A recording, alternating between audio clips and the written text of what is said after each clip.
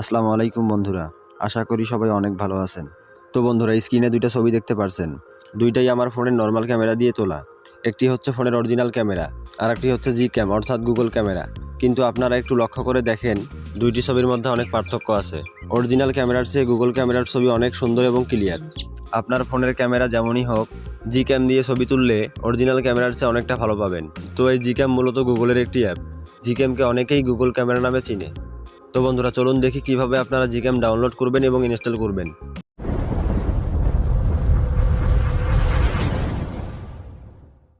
তো বন্ধুরা, প্রথমে আমাদেরকে প্লে স্টোরে যাইতে হবে। তো আমি গেলাম, তো আপনারাও যাবেন। তো যাওয়ার পরে এখানে সার্চ করবেন Gcamator, CAMATOR ক্যামেটর, তারপর সার্চ করবেন। তো আমি করলাম। তো করার পর কিছুক্ষণ সময় নিবে। তো দেখেন অ্যাপ্লিকেশনটি চলে আসছে। তো প্রথমেই দেখেন Gcamator, এখানে ক্লিক করবেন।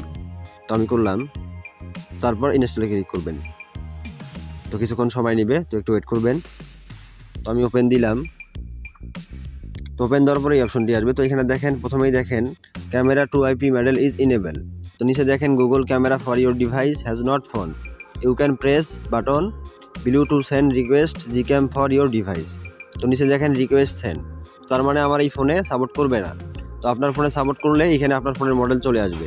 তো এখানে আর একটি কথা, যাদের ফোনে 2GB র্যাম বা 1GB র্যাম, সেই ফোনগুলোতে সাপোর্ট করবে না। সর্বনিম্ন 3GB র্যাম হওয়া লাগবে বা 10 ভার্সন হওয়া লাগবে।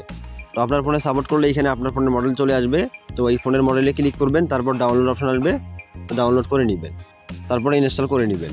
তো আমার এই ফোনে সাপোর্ট করতেছে না জন্য আমি দেখাতে পারছি না। তো বন্ধুরা, আশা করি সব কিছু বুঝতে পেরেছেন। তারপরেও যদি কোনো কিছু সমস্যা হয় বা কোনো কিছু বুঝতে সমস্যা হয়, তাহলে কমেন্ট বক্সে জানাবেন, আমি অ্যান্সার দেওয়ার চেষ্টা করব। তো বন্ধুরা, এই ছিল আমাদের আজকের ভিডিও। সবাই ভালো থাকবেন। আসসালামু আলাইকুম।